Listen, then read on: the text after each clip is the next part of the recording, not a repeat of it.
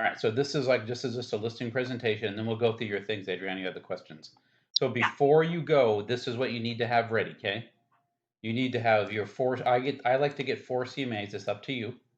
And I get my CMAs. I get the one in the MLS, the one in the courthouse retrieval, and the one in RPR. And then I do my big CMA, the super CMA, the comp adjustment one. Okay. And then I have all those 4 ready to go. And then for my listing presentation, I also get a net sheet. And there's a couple ways you can get a net sheet. I like to go to the Alamo Title app because Envision doesn't have one. Okay.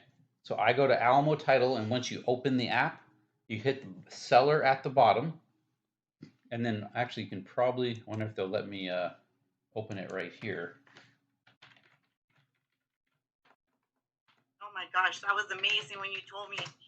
It saves you so much. Yep, there it is. Alamo Agent. If it lets me open it, because it'll be really easy to see.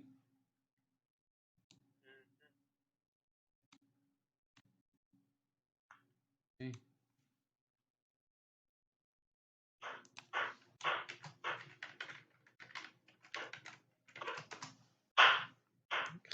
Come on, password.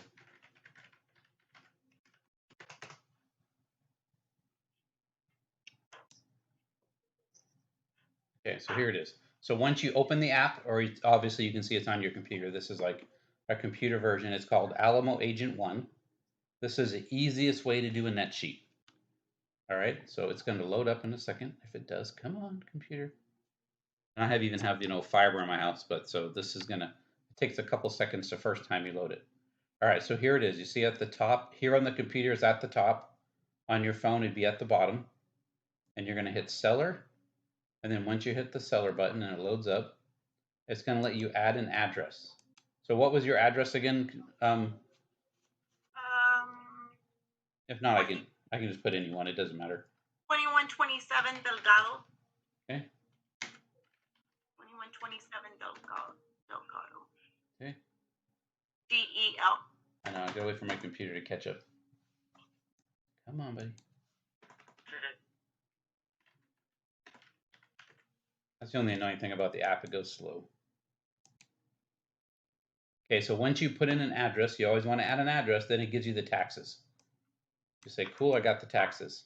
And then it gives you like, okay, what do you think the interest rate would be? So I'm just going to say 4.5, for example. I just pick a random one. And then I say, okay, so it's saying the estimated loan balance is about 21,000. And then you know that they owe 30,000, right? 20. They owe 20? Yeah. So right there, 20,000. So we already know that was pretty close. I have a quick question for you. Other than getting information on the balance from the homeowner, is there any other way? To see what they to see what they owe? Yes. To just do the app. The app will automatically tell you. And you see, I was only $1,000 off. Yeah. Okay. So I would have been pretty good. So then I know it's conventional. Let's say I'm going to sell it for 145,000, and I'm at a 6% interest for my broker fee. Now, right now, most people are doing at least 2,500 in seller concessions. So I put in 2,500, and then the closing dates, pretend it's this day, August 26th, and then you hit compute. And then it will automatically put you together the seller concessions for the seller net sheet. There it is, and it's built it right here. Done. Boom. So it with 6% at 145 with 2,500 seller concessions, it gives them, they're going to walk away with right about 110,000, 108. Super easy. And now if I want to keep this, which I use it, I hit share, and I actually just send it right to myself. And here it is right here.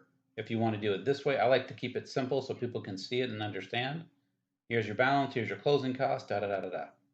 So for your other question, Adriana, I always sit there like, what am I going to make? I pull this sheet out and I say, here you go. This is your bottom line. And then I say, here is your, you keep the blue. This is your balance about roughly. This is your commission, and say, this is all I don't tell them it's my commission. I say, these are your closing costs.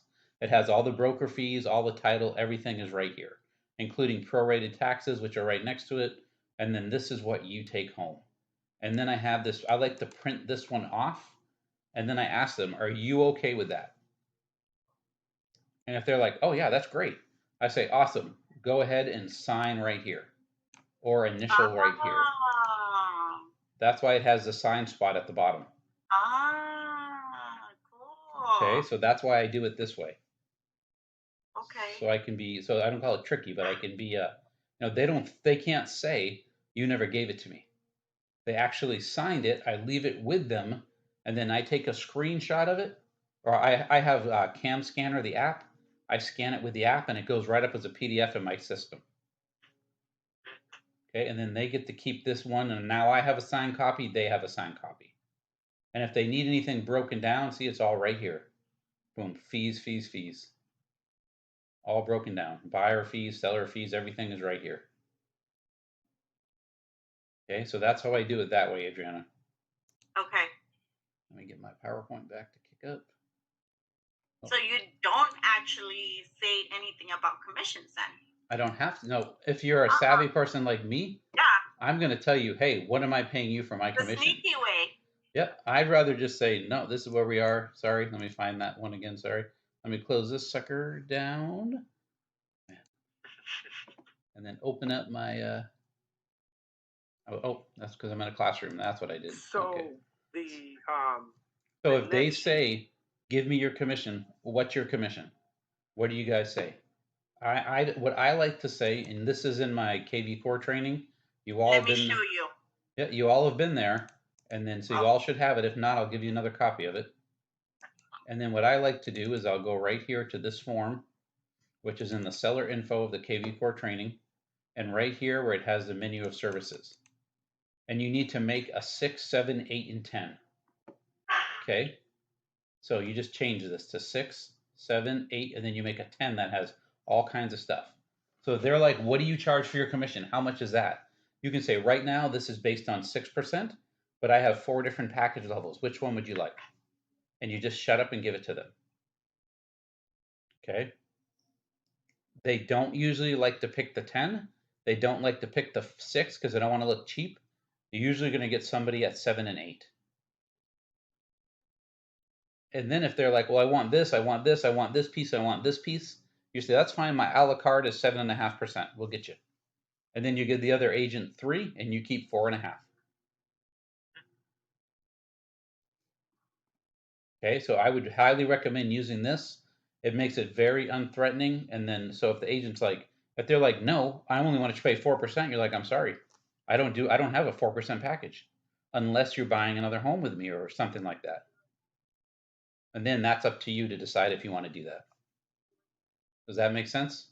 Mm-hmm. Okay. So now I have the CMAs. Now I have the net sheet. Okay, because you got to know what they paid. If you want to know, like your question, Patrick, can I find out a better way if you want? You can also go to the CRS, the courthouse retrieval. And if you go to the courthouse retrieval system, a lot of times if it's been in like the last so many years, it'll show what they paid for their home. And then you'll have a rough idea of where it is because you know so much per month and you'll know kind of where they are. Because you know it's a 30-year loan. So you know, okay, so I know how much, every year roughly a third of it will go down. So I'll go right here, courthouse retrieval. And then in your MLS, I went to shortcuts. And here's the Delgado one, the same one I just looked at. And then if I go to this Delgado one and I go down, I can see that, okay, they bought the home, or that's your taxes, sorry, not what they bought it for. In 2001, they bought the home for $53,000. That's the financed amount through Compass Bank. So now I know exactly where that is. Let me see, I missed a chat from somebody. No, it's me. Yeah, BCAD is good too. I agree too, Mario. Yeah. You can use BCAD for the same thing, Bear County Appraisal. I just find this easier to work with. It's your preference. I don't care. So then I would know that it's under 50,000. If they sell it for 150, I already know they're going to make at least 100 grand minus. So at least 70, 80 after all the closing costs. So now the information that's on the net. Yep. The net sheet. That is an estimate. That's not etched in stone. Nope. This is really close though. Okay. It usually gets a little bit close. You usually get a little bit higher than what this is, honestly. But and then you tell them this is my, again, what do you call it? This is my broker estimate of value. You don't want to call it a CMA. You say this is my broker estimate of value. This is where we are. Are you okay with walking away with 108,000, almost 110? And then tell them this is a pretty good idea. I always say, depending on the repairs, anything like that, you may be a couple grand under, you may be a couple grand over. And they're like, oh, okay. And then boom. And then if they're okay, because if they're willing to sign or initial that form that they like it and they understand it, and I don't say, do you agree with this? And sign it. They're gonna be like, what? I say, okay, do you have any questions on that? Do you understand it? Okay, great. Just sign to just let me know you understand it or initial it. I have them initial. I say, just initial in here somewhere just so you know you understand it. And then we'll keep going. And I get them to do it on purpose so they're starting to sign stuff from me. So psychologically, they're already thinking, okay, you give me a document, I need to sign it. So that's why I do it that way. Okay, so the net sheet, you have your CMAs, you have your net sheet. And then what I like to do, I call it non-friendlies. People that aren't like my friends and family. What I do first, when I walk into a home, it's not right here because I have a different style. It's up to you.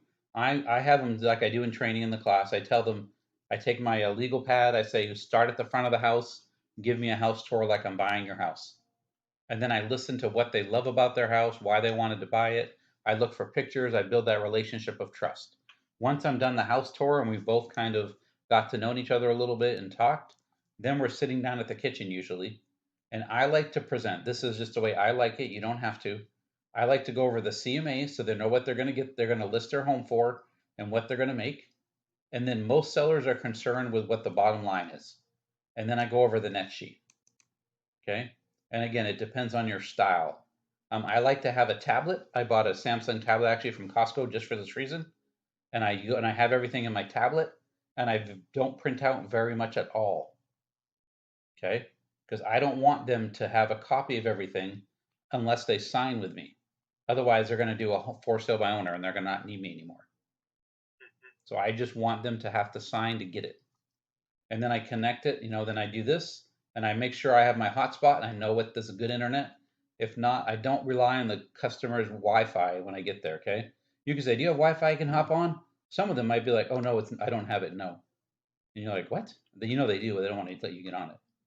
So I'm like, whatever. So I make sure I have a hotspot on my phone. I have plenty of data.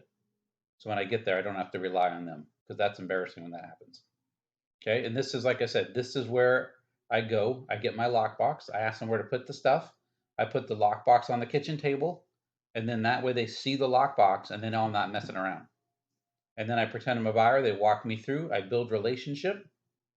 And then this is the other parts, like you're asking, Adriana, what do I do? What do I fill out? These are the other parts of my listing presentation that I like to bring out. The easy exit listing agreement that says you can quit anytime you want. The 89-point marketing plan, I give them a copy of it. That's one of the few things I have printed every time because then they feel comfortable that you have a marketing plan. I talk about the website, one that KV Core. I might have KV Core on my tablet and show them what it looks like for their free website. And then I also show them the one, I'll say, my photographer also gives us a free website. And then I talk about what makes me different as an agent. So this would be something that you need to figure out. Like, I have my master's in marketing, I run ads for you, and I talk about kind of the difference that sets me apart as a good agent. Okay, and then I ask them and say, okay, let's get moving. Then we're good to go. And then I pull out the T47 and the seller's disclosure. And I give one to one spouse and the other to the other. That way they can't talk to each other and argue and anything. Okay? And you're laughing, but I do it on purpose so they can't fight. And they'll be like, and if by this time they both start filling it out, they've agreed to work with you without realizing it. Okay. And then I give it to them like, here you go, boom, boom. And then they're busy and can't argue. And then while they're filling those forms out, because everyone always has questions on those too, that's why I do it in person. When they're filling those forms out, I actually go to Zip Forms on my tablet because it's $10 a year for a Zip form on your tablet. And then I just go there. I go to their file on my tablet, and I actually do put in the listing price we agreed in. I have the whole document already filled out except for the price. I drop it in. I email it to them. So when they're done filling out the T47 and the closing seller's disclosure, right at that point, I say, okay, go ahead, open your phone. You'll see my contract right there. Let's go ahead and get it signed, and I'll put a sign in your yard right now. And that's it. Boom. And where's the 89-point marketing plan? Okay, so that's in the Google Drive in the same spot. As well. Okay. Yeah, if you guys need this in a different spot, I can put all this. So here's the easy exit listing. Here's your menu of service. And here's your 89-point marketing plan, copy of Ultimate 89. But if you want it in an easier spot, I can give it to you. But it's right here under Title Class Training Seller Info. So easy exit marketing plan, and here's your menu of services. And that's right there. But that is you see my listing presentation, as you can see, is very simple. I don't try to spend an hour throwing every comparable. A lot of companies will teach their agents to pull like 50 comparables and spend an hour throwing every comparable. And instead of just saying, well, here's 6 comparables, this is the price of your home, this is what we're looking at, and then I show my different CMAs. They'll go over every single comparable for 20 minutes so that by the time you get to the end of it, they don't remember anything, and they do it on purpose to confuse the client. So when you get to the end, they're just willing to sign just to, because they're so overwhelmed. They're like, I don't even know what I'm thinking anymore. Let's just get this done. And they do it that way. So I don't like that. I don't think that's very ethical. But that's just me. Some people still do it, and I'm like, all right, it's all good. Okay, so any questions on that? So the main thing, if it's a friend, I'm much more relaxed because I know them. They pretty much already said they're going to go with me. And I just talk to them, knock it out, boom, I'm good. If it's a non-friend, like non-friendly, then I do my real listing presentation with them. And if you do it right and you take